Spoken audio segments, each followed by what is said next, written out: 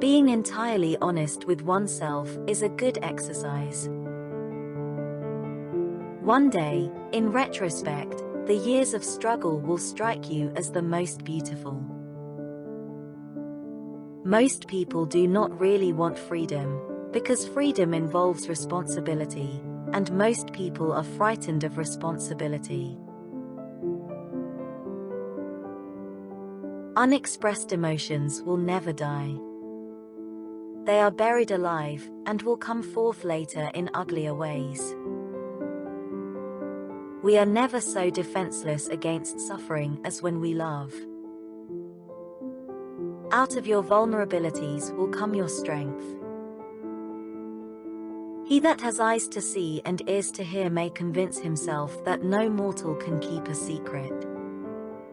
If his lips are silent, he chatters with his fingertips. Betrayal oozes out of him at every pore.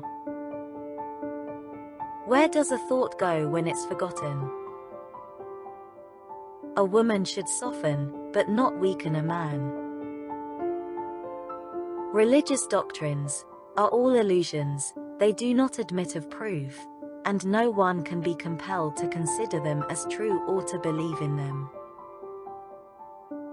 In so doing, the idea forces itself upon him that religion is comparable to a childhood neurosis, and he is optimistic enough to suppose that mankind will surmount this neurotic phase, just as so many children grow out of their similar neurosis. It is impossible to escape the impression that people commonly use false standards of measurement, that they seek power, success, and wealth for themselves and admire them in others, and that they underestimate what is of true value in life. In the depths of my heart, I can't help being convinced that my dear fellow men, with a few exceptions, are worthless. Everywhere I go I find a poet has been there before me. Whoever loves becomes humble. Those who love have, so to speak, pawned a part of their narcissism. Immorality, no less than morality, has at all times found support in religion. No, our science is no illusion. But an illusion it would be to suppose that what science cannot give us we can get elsewhere. The madman is a dreamer awake. Neurotics complain of their illness, but they make the most of it, and when it comes to taking it away from them they will defend it like a lioness her young. Beauty has no obvious use, nor is there any clear cultural necessity for it. Yet civilization could not do without it. My love is something valuable to me which I ought not to throw away without reflection. The intention that man should be happy is not in the plan of creation.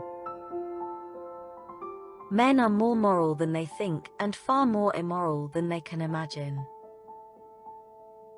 Love and work are the cornerstones of our humanness. The creative writer does the same as the child at play. He creates a world of fantasy which he takes very seriously. What progress we are making! In the Middle Ages they would have burned me. Now they are content with burning my books. Words have a magical power. They can bring either the greatest happiness or deepest despair. They can transfer knowledge from teacher to student. Words enable the orator to sway his audience and dictate its decisions. Words are capable of arousing the strongest emotions and prompting all men's actions. Life, as we find it, is too hard for us. It brings us too many pains, disappointments, and impossible tasks. In order to bear it, we cannot dispense with palliative measures. There are perhaps 3 such measures: powerful deflections, which cause us to make light of our misery; substitutive satisfactions, which diminish it; and intoxicating substances, which make us insensible to it.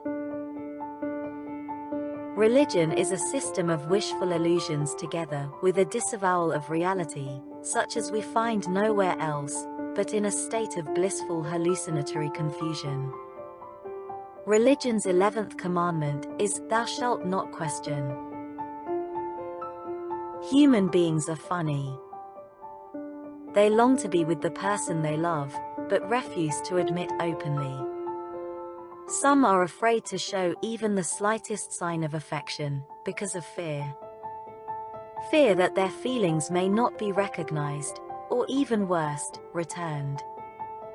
But one thing about human beings puzzles me the most is their conscious effort to be connected with the object of their affection, even if it kills them slowly within.